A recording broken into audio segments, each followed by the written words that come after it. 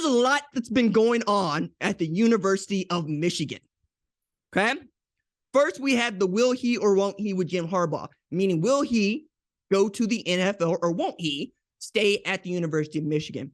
And after some hemming and hawing and a couple of I'm still committed tweets from Jim Harbaugh, we had the president of the university say he's going to be here in 2023. And then we had Jim Harbaugh say, I'm going to be here in 2023. Nobody should worry about that. I'll also add to this, there are going to be now 9 head coaches that are making $9 million or more in 2023 because Josh Heupel got an extension that is going to pay him that amount by the end of it on Tuesday. Jim Harbaugh is not one of those 9 people making $9 million a year, and he should be. You beat Ohio State twice. You win the Big Ten championship twice. You make college football playoff twice. Yeah, you're one of the 10 best coaches in college football. I just think that's conservative. There's no reason for Jim Harbaugh making less money than Jimbo Fisher. None. 0. And Michigan fans are really going to get upset because that means that Jim Harbaugh is basically making less money than Mel Tucker. Ask Michigan State how their season went this year. Okay? Now, on top of all of that, we also have some really dispiriting news in that Michigan terminated the contract of Matt Weiss, co-offensive coordinator at Michigan, who helped really put that team on the path that it was to play in the college football playoff once again. Now, without getting into any of the details here, there was a report from the university police that said he was being investigated, Matt Weiss being investigated for a report of computer access crimes. Don't know what that is. Don't want to speculate on what that is, but the University of Michigan thought it was a big enough deal that they fired Matt Weiss. So I look at Sherrone Moore and I say, okay, it's you now. Now, I personally have been way up on Sherrone Moore for a very long time, okay?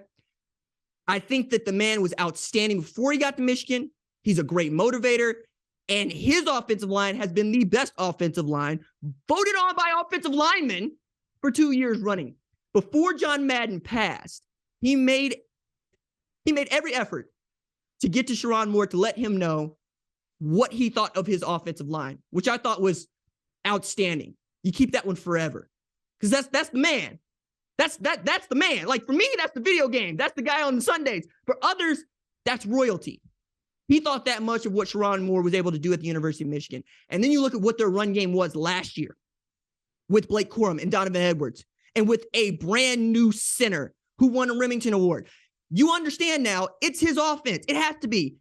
For me, that means I know exactly who's calling the plays in 2023, because remember, they didn't want to tell us who was calling the plays over there at Michigan for whatever reason, right? So that really, I think, shores up what the offense is going to be about, who's going to be in charge of the offense. And I think Sherrone Moore is a rising star. He'll be a head coach whenever he wants to be. Also means Jim Harbaugh gets to go take a look around, see what else he could add to his staff that can make them a better football team. Perhaps somebody that can help them win a college football playoff game. Because Michigan is learning what a lot of us know. Just because you beat Ohio State doesn't mean you're going to win the national championship.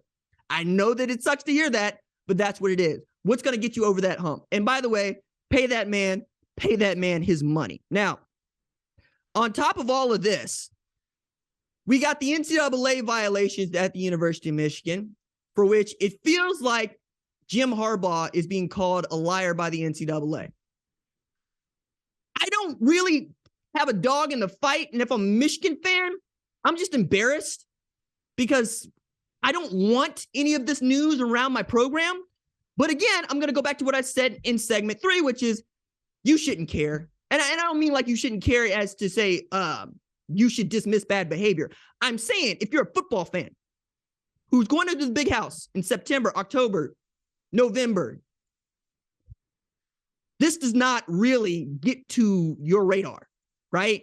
Because Jim Harbaugh is going to be the head coach. They might have some violations that they have to maybe pull a scholarship or two. Maybe they lose a couple of days of practice, but they're going to play. And the makeup of the team is not decimated. It's just something you don't want to hear about. So I would really step back, say my football team is really good. We're the 2-time defending Big Ten champs. And by the way, we have what is going to be one of the front runners for the Heisman Trophy in Blake Corum choosing to return. And that's outstanding news. But again, with that outstanding news, you come back to just some embarrassing moments. Like on Tuesday, Blake Corum's 2017 Camaro was stolen. Now, I don't know who stole it. I don't know what they stole it for. It's a camouflage Camaro. It's very, very difficult to miss, which is another way of saying you stole a Heisman Trophy win, or excuse me, a Heisman Trophy finalist by my estimate, not actually a Heisman Trophy finalist, but you understand. You stole the most visible player at Michigan's Camaro. Where the hell do you expect to go with it? You thought that went through? I thought that went through. It's camouflage. Camouflage from who, dog? From what? It's got a big BC2 on it. Like, what are you doing here? If nothing else, give the man back his car and let the man go about his business. He already blew out his knee. He's coming back from that. Chill out on all of that. But it is just another thing that I think is funny, right? In how we are having to talk about Michigan seemingly every January and February. But I learned my lesson. Probably going to be a top 5 football team. Probably going to give Ohio State everything it wants. Probably going to be there at the end playing them for the Big Ten East Championship. And perhaps an appearance in the Big Ten Championship, in which case we're probably going to pick the Big Ten East winner yet again. Thank you for watching the #1 college football show. Please remember to subscribe to the channel and like this video so that you don't miss any of the best college football coverage in America.